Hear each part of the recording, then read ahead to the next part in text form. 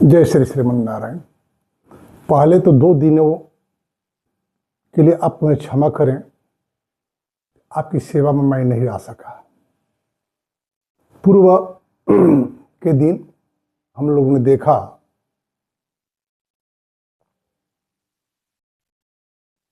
कि श्रवण कुमार जो अपने वृद्ध माता पिता के लिए जल लेने के लिए आए थे, वे घड़े को जल में डुबोए और चंचल इंद्रियों के कारण महाराज दशरथ यह नहीं समझ सके कि यह घड़े की आवाज है, यह हाथी के द्वारा सुर में भरे जाते जल की आवाज है, और बाण चला दिया। शब्दवेदी बाण चलाने में निपुण थे। बाण लक्ष्य पर गया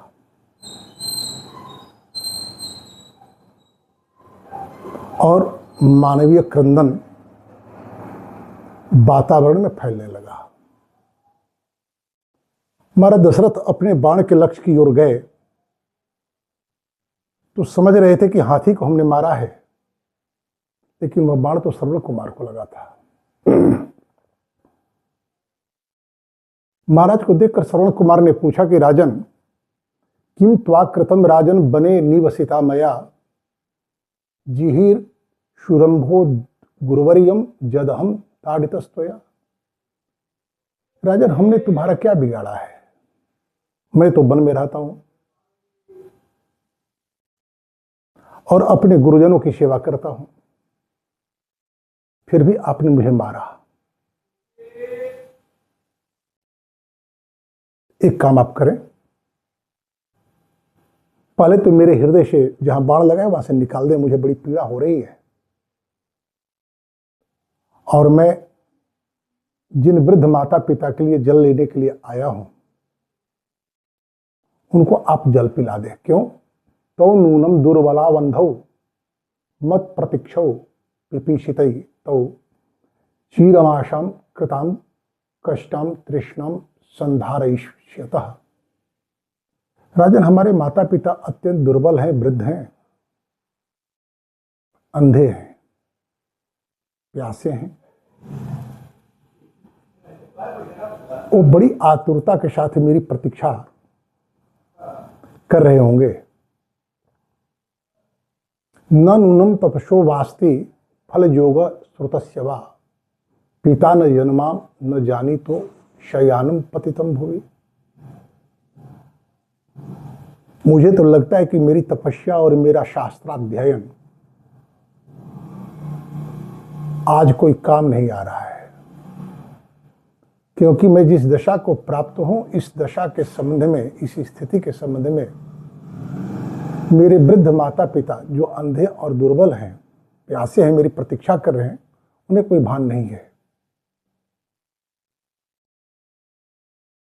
जानन अपि च किम कुर्यात् अशक्तश्चा परिक्रमः विद्यमाना युवाशक्तः त्रातुमन्यो नगो नगम।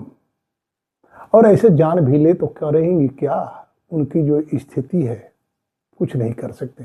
ठीक उसी तरह जैसे हवा के थप्पड़े से गिरते हुए वृक्ष को कोई वृक्ष सहारा नहीं दे सकता, ठीक उसी तरह वे भी मेरे लिए कुछ कर नहीं पाएंगे। उनकी स्थिति तो ऐसे ही दीनहीन है।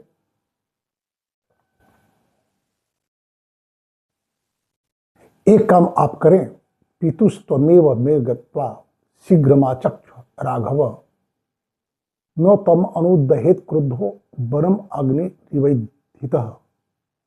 आप शीघ्रता पूर्वक वहां जाएं जल लेकर, और अपने अपराध को स्वयं अपने मुंह से उनके सामने स्वीकार कर लें।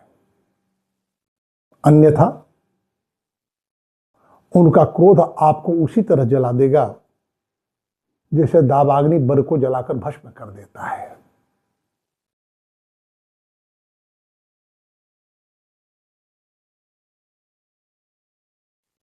महाराज दशरथ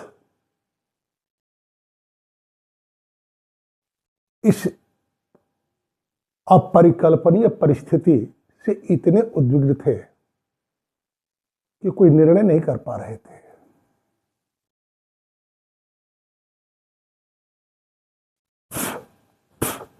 श्रवण कुमार के अंगों में लगे हुए बाण को निकालने का प्रयास कर रहे हैं और मन में भिन्न भिन्न प्रकार के विचारों से घिर रहे हैं। भागवत में कथा आती है,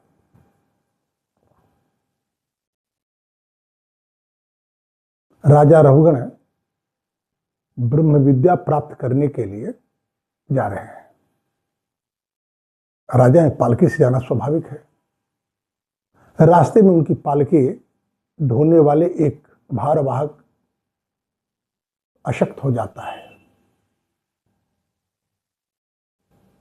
अन्य भारवाहकों के वो आदेश देते हैं कि किसी हृष्टपुष्ट व्यक्ति को पालकी से जोड़ दो।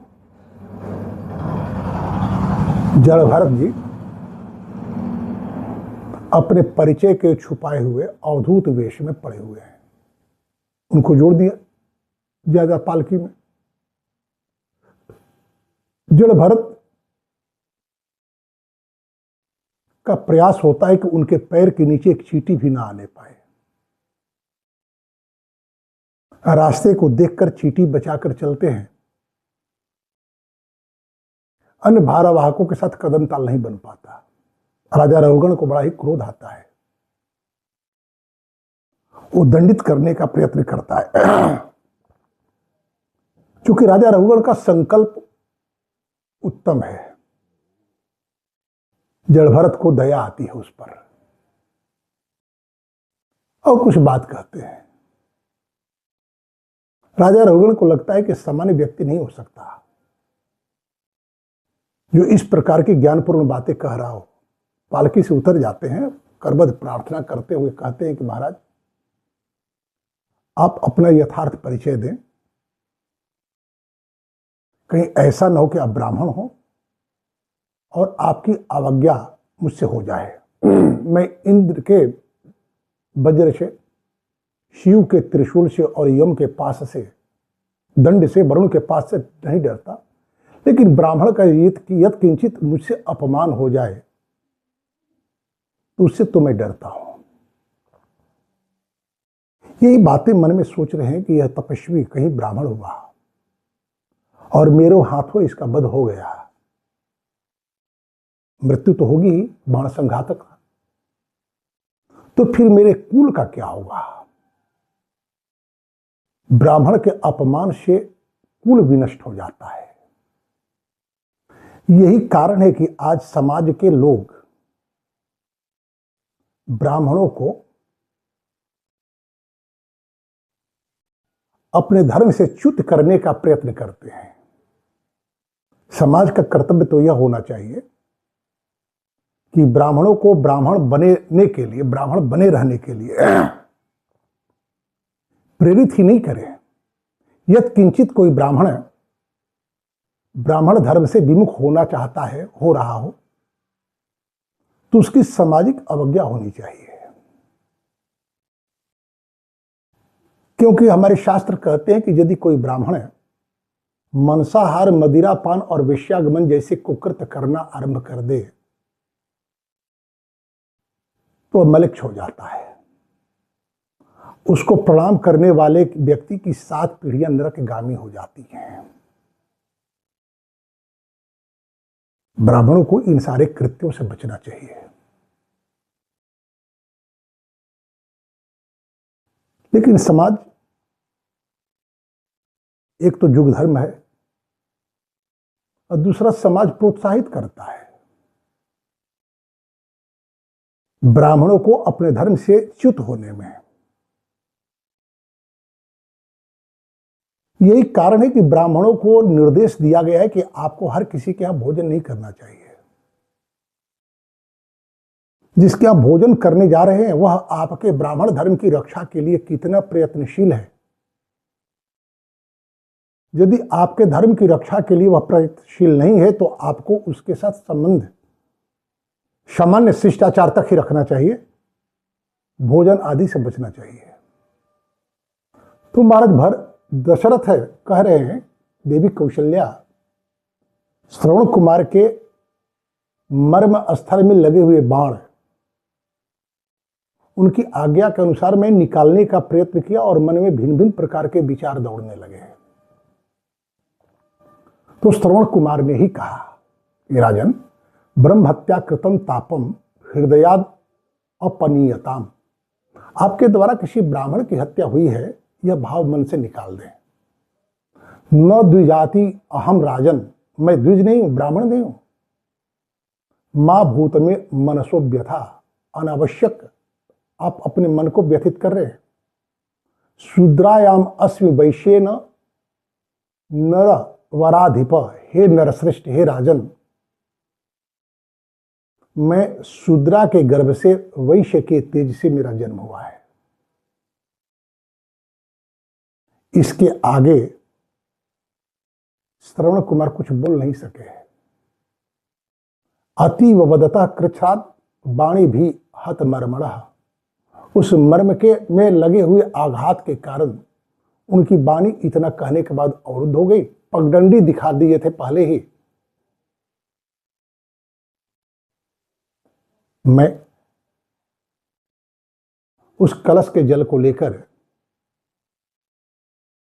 उस रास्ते पर चला जिस रास्ते की ओर श्रवण कुमार ने संकेत किया था कि आप इसी रास्ते से जाएंगे तो मेरे वृद्ध, अंधे, प्यास से व्याकुल मेरी प्रतीक्षा करने वाले माता पिता मुझे मिल जाएंगे। पर दशरथ कलश लेकर गए। देख तो सकते थे नहीं श्रवण कुमार के माता और पिता, लेकिन पदचाप को उन्होंने सुना और कहे कि बेटा, इतनी विलंब क्यों हो गई, कारण बतलाओ। तुम्हारे विलंब के कारण तुम्हारी माता व्याकुल हो रही थी, भिन्न भिन्न प्रकार की आशंकाओं से आशंकित हो रही थी। आश्रम के भीतर चले आओ। महाराज दशरथ इस स्थिति को देखकर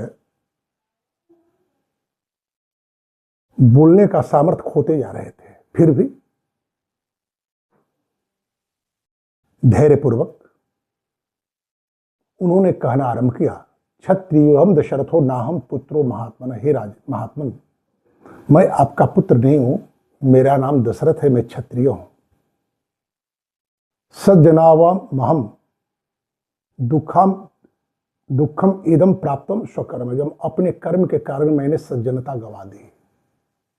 श्रवण कुमार ने शाप दिया था कि आपको समाज में कोई व्यक्ति सज्जन नहीं मानेगा, साधु नहीं मानेगा।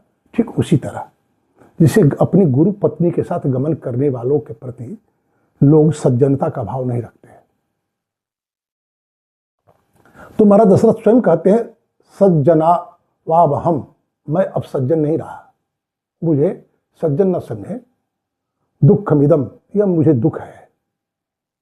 प्राप्तम स्वकर्मिदम, अपने कर्मों के कारण इस स्थिति को मैं प्राप्त हुआ हूं। इतना कहकर मौन होते हैं। श्रवण कुमार के वृद्ध माता पिता कौतूहल से देखते हैं कि आखिर इसने कौन सा ऐसा कर्म किया कि रघुवंश में जन्म लेने के बाद भी स्वयं को सज्जन नहीं कराए।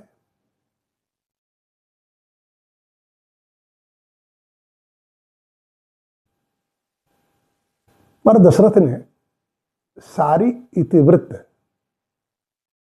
स्वयं अपने मुखों से कही। श्रवण कुमार के वृद्ध माता पिता के आंखों से बहते हुए अश्रुधारा उनके अंगों को भिगोने लगे और श्रवण कुमार के वृद्ध पिता ने कहा, जद एतत् अशुभम कर्म न स्मत् में कथये स्वयं, यदि इस क्रूर कर्म को, इस दुःसाध्य कर्म को आप स्वयं अपने मुंह से नहीं कहते तो फलेन मूर्धास्म ते राजन सद्य शत सहस्त्रधा, तो आपका मस्तक अभी ही सैकड़ों टुकड़ों में खंडित हो जाता। मैं ऐसा शाप दे देता। आगे सिद्धांत की बात कहते हैं, क्षत्रियेण वधो राजन वानप्रस्थो विशेषतः ज्ञानपूर्वम कृतम आस्थानात् चियावावेदपि वज्रणम। यदि कोई क्षत्रिय किसी का वध कर दे, विशेषकर वानप्रस्थी का, ज्ञानपूर्वक जानबूझकर, तो वह इंद्र ही क्यों न हो अपने स्थान से च्युत हो जाता है।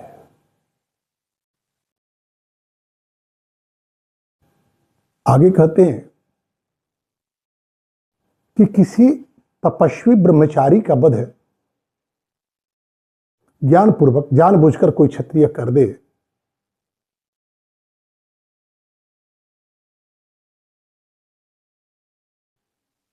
तो क्या होता है, अज्ञानाद भी कृतम यस्मात् इदम तेन जीव से, आपने अज्ञानता पूर्वक वध किया है इसलिए आप अभी तक जीवित हैं, अन्यथा अपि यकुशलम न स्यात् राघवाणाम कुतो भवान, संपूर्ण रघुवंश भी नष्ट हो जाता यदि जानबूझकर आपने वध किया होता।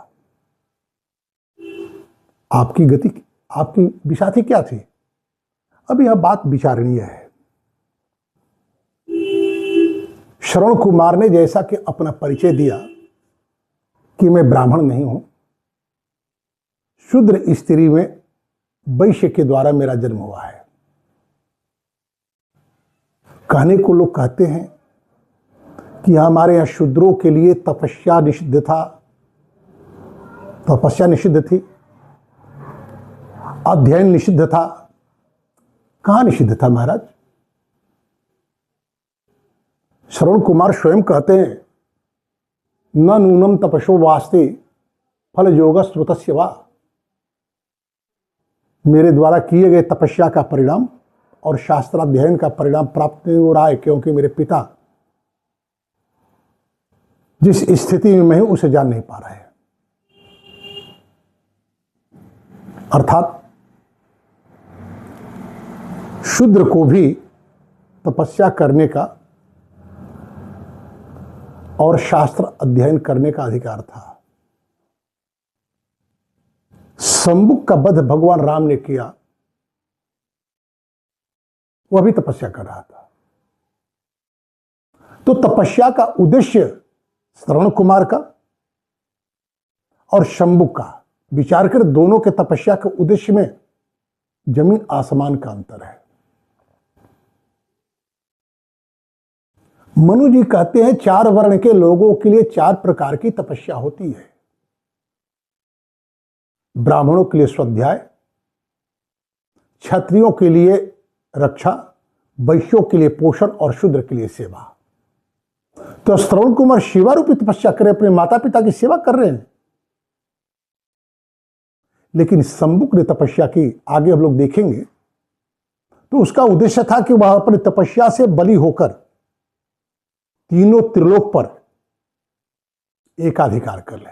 उसके तपस्या का उद्देश्य अधिनायकवादी बनना था, और श्रवण कुमार की तपस्या का उद्देश्य केवल और केवल अपने गुरुजनों का सेवा करना था, अपने वृद्ध माता पिता का सेवा करना था।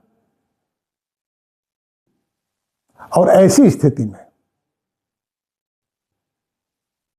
श्रवण कुमार का वध होने के बाद की स्थिति क्या है, महाराज दशरथ की उन्हें क्या वरद शाप मिला कि उन्हें समाज सज्जन न माने, जबकि अनजाने में उन्होंने तपस्या वध किया था। बस उनकी गलती यही थी कि चंचल इंद्रियों के साथ वे आखेट खेलने गए थे। जब आपकी इंद्रियां चंचल हों तो आपको किसी भी कार्य में नहीं लगना चाहिए, अन्यथा परिणाम विपरीत होंगे। आपको अपने इंद्रियों को अनुशासित, नियंत्रित करने के लिए केवल और केवल ध्यान, भगवान का ध्यान करना ही एकमात्र मार्ग है। चंचल इंद्रियों को ध्यान पूर्वक नियंत्रित किया जा सकता है। तो ध्यान न करने के बदले वे चले गए आखेट खेलने। कहते हैं श्रवण कुमार के वृद्ध माता पिता अज्ञानाद भी कृतम जस्मात इदम में तेन जीव से। आप अभी जीवित हैं, केवल आपके द्वारा यह अपराध अज्ञानता से हुई और आपने स्वयं अपने मुंह से यद्यत अशुभम कर्म न स्मद में कथयते स्वयं फलेन मूर्धा स्मते राजन सद्य शत सहस्त्रधा। आप यदि अपने मुंह से अपने अपराध को स्वीकार नहीं करते तो आपका मस्तक 1000 टुकड़ों में बट गया होता, खंडित हो गया होता। अपने अपराध को स्वयं अपने मुंह से कहना और उसके बदले में प्राप्त दंड को अंजलि बांधकर स्वीकार कर लेना कुछ समय तक रक्षा कर दिला सकता है, सदा सर्वदा नहीं। अन्यथा आज महाराज दशरथ की जो स्थिति हुई है राम वनगमन के साथ, ये स्थिति नहीं हुई होती। आगे हम लोग देखेंगे श्रवण कुमार के वृद्ध माता पिता कहते हैं अज्ञानादि कृतम राजस्वद इदम में तेन जीव से। आप यदि जीवित हैं इस अपराध को करने के बाद भी तो केवल कारण यह है कि आपने अज्ञानता में की है, जानबूझकर आपने नहीं की है। क्योंकि जानबूझकर कोई क्षत्रिय किसी वानप्रस्थी तपस्वी ब्रह्मचारी का वध करता है तो वह इंद्र पद पर भी आसीन हो वहां से भी गिर जाता है, च्युत हो जाता है। अपि यनु कुशलम न स्यात् राघवाणम कुतो भयम। यदि जानबूझकर आप किए होते तो आपका संपूर्ण वंश विनष्ट हो जाता, आपके कौन कहे। अब आप एक काम करें, मुझे वहां ले चलें जहां मेरे पुत्र का वध आपके बाणों के द्वारा हुआ है। महाराज दशरथ लेकर जाते। आगे चर्चा क्या होगी इसकी चर्चा हम लोग कल देखेंगे। आज इसी के साथ वाणी को विराम। जय श्री श्रीमन्नारायण।